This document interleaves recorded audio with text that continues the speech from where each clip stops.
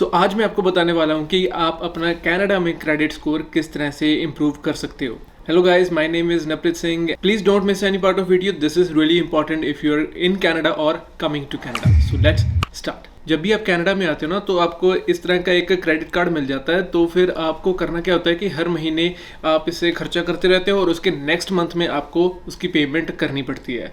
और हर महीने ही आपका एक क्रेडिट स्कोर जो है वो अपडेट होता रहता है। बट उसमें कई बार क्या होता है कि कुछ बैंक्स में, जैसे मेरा ये CIBC बैंक का कार्ड है ना, तो CIBC जो है वो अपडेट करता है हर 3 महीने के बाद। बट स्कॉशिया जो है वो हर महीने अपडेट करता है। ज़्यादातर सभी 1 महीने बाद अपडेट कर देते हैं। तो उसे बनाए रखने के क्या तरीके हैं, उससे बेनिफिट क्या होंगे, and one of the best credit score क्या होता है। So let's talk about that. So आगे बढ़ने से पहले make sure to give like to this video and click on that subscribe button जो नीचे व्हाइट या फिर ब्लैक कलर का आ रहा होगा। कनाडा में क्रेडिट स्कोर आपका 300 से लेकर 900 के बीच में वेरी करता है। लेकिन जब आप यहाँ पर आते हो और अपनी क्रेडिट हिस्ट्री बनानी शुरू करते हो तो फिर आपका जो क्रेडिट स्कोर है वो अराउंड 600 के करीब होगा, जो कि अकॉर्डिंग टू इक्विफैक्स एक फेयर कैटेगरी में आता है। It is not a good category. Good category में लाने के लिए आपको अपना क्रेडिट स्कोर कम से कम 700 प्लस लेकर जाना ही पड़ेगा according to Equifax. According to TransUnion अगर यही स्कोर आपको गुड कैटेगरी में चाहिए so you should have a score above than 750। तो इसके बेनिफिट्स क्या होते हैं? मान लो अगर आपने कोई भी गाड़ी लेनी है, या फिर आपने कोई भी नया क्रेडिट कार्ड अप्लाई करना है, या फिर आपने मॉर्गेज लेनी है,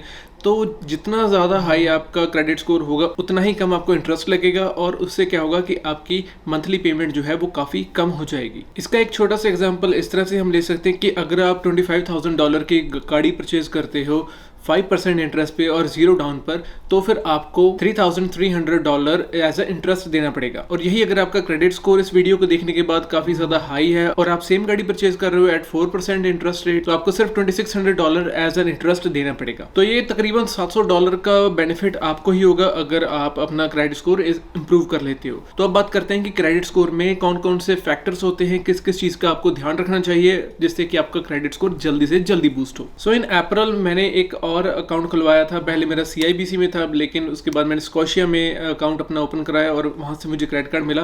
तो उसमें एक प्रॉब्लम ये आई कि 1-2 महीने मुझे क्रेडिट कार्ड की ज़रूरत पड़ी नहीं, तो मैंने उसे बिल्कुल भी यूज़ नहीं किया और उस वजह से मेरी कोई भी क्रेडिट रिपोर्ट गई ही नहीं, ना इक्विफैक्स के पास ना ही ट्रांसयूनियन के पास। सो अगर आपके पास एक से ज़्यादा क्रेडिट कार्ड है तो चाहे कोई $1 की ही चीज़ ले लो, बट लो।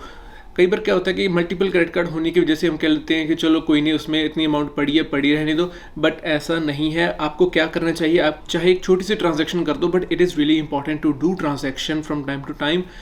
हर एक पेमेंट पीरियड में सिर्फ एटलीस्ट एक ट्रांजैक्शन तो आपकी होनी चाहिए, चाहे वो कितनी भी अमाउंट की हो। जो सेकंड फैक्टर है वो आ जाता है कि आप कितने टाइम में अपनी पूरी पेमेंट की पेमेंट करते हो। फॉर एग्जांपल अगर आपका $500 का बिल पेंडिंग पड़ा है या फिर नेक्स्ट बिलिंग साइकिल में आएगा $500 का bill, so how often do you पे इन फुल। अगर आप उसे फुली पेमेंट कर रहे हो देन आपका जो क्रेडिट स्कोर है वो जल्दी इंप्रूव होगा। अगर नहीं तो फिर आपको उसमें एक तो इंटरेस्ट देना पड़ेगा, प्लस आप लेंडर की नज़रों में या अपने बैंक की नज़र में या इक्विफैक्स और ट्रांसयूनियन की नज़रों में you are not a good individual. आप ऐसे इंसान हो जो कि अपने डेट को आगे तक लेकर चलते हो, आप उसे इन टाइम प्रॉपरली मैनेज नहीं कर पा रहे हो और उस वजह से आपका जो क्रेडिट स्कोर है अगर बढ़ रहा है तो वो धीरे बढ़ेगा, एकदम से हाई नहीं जाएगा। जो थर्ड फैक्टर है वो है बिग परचेजेस। जब भी हम, कई बार क्या होता है कि फॉर एग्जांपल हम नया फ़ोन ले लेते हैं या फिर हम कोई ना कोई एयरपॉड्स ले लेते हैं या कोई PC ले लेते हैं, तो हम उसे क्रेडिट कार्ड से पे कर देते हैं और उससे क्या होता है कि हमारा जो बिल है वो काफ़ी बड़ा हो जाता है ना। तो हर एक कोई भी एजेंसी है, चाहे वो आपकी लाइक CIBC है या RBC है, TD बैंक है, स्कॉशिया है या किसी भी कंपनी का आपके पास क्रेडिट कार्ड है, so you have an option कि आप उसे पेमेंट्स में डिवाइड कर सकते हो। जैसे सिंपल बैंक्स क्या करते हैं कि एक बार जब आपने पे कर दिया तो फिर आप आफ्टर पेमेंट उसका एक प्लान बना सकते हो, 6 मंथ प्लान, 12 मंथ प्लान और 24 मंथ प्लान। उससे क्या होगा, जो इंटरेस्ट रेट है वो आपको सिर्फ 5 to 7% पर ईयर पड़ेगा, ना कि जब आप जो आपका आउटस्टैंडिंग बैलेंस है, जो आपका बिल पेमेंट रह गया है, तो उसके ऊपर 19% भी पड़ सकता है, 20% भी, इवन 21% पर ईयर आपको उसके ऊपर इंटरेस्ट देना पड़ सकता है। Let me take an example for that. अगर ये आपको कंफ्यूजिंग लग रहा है तो मान लो कि आपने $1000 का एक लैपटॉप परचेज किया क्रेडिट कार्ड के ऊपर, तो आपने $500 तो अमाउंट पे उसकी कर दी, उसी बिलिंग साइकिल में। आपने नेक्स्ट मंथ में $500 उसकी पेमेंट कर दी, लेकिन अभी भी $500 आपका पेंडिंग पड़ा है। तो जो $500 है और अगर आपके इंटरेस्ट रेट आपके ऊपर 19% पड़ रहा है तो फिर आपको ये अमाउंट देनी पड़ेगी एज एन इंटरेस्ट। और अगर आपने उस $1000 का पेमेंट प्लान बना लिया तो आपको इतना इंटरेस्ट पड़ेगा। There is a big difference between 5 और 7% इंटरेस्ट एंड 19 और 20% interest. So make sure you have a wise budget and you know how you are going to pay the bill. जो fourth factor है वो है कि आपकी income कितनी है। काफ़ी जो लेंडर्स हैं, बैंक्स हैं या जो क्रेडिट रिपोर्ट बनाते हैं इक्विफैक्स और ट्रांसयूनियन, वो ये देखते हैं कि आपकी इनकम कितनी हो रही है। आपकी जो इनकम है क्या उससे आप अपना जो आउटस्टैंडिंग डेट है या जितना आपके क्रेडिट कार्ड का बिल है उससे आप पे कर सकते हो या नहीं कर सकते हो। ये भी एक काफ़ी बड़ा फैक्टर होता है जिससे कि ये पता चलता है कहीं आप ज़्यादा खर्चा तो नहीं कर रहे हो जितना कि आप अफोर्ड कर सकते हो।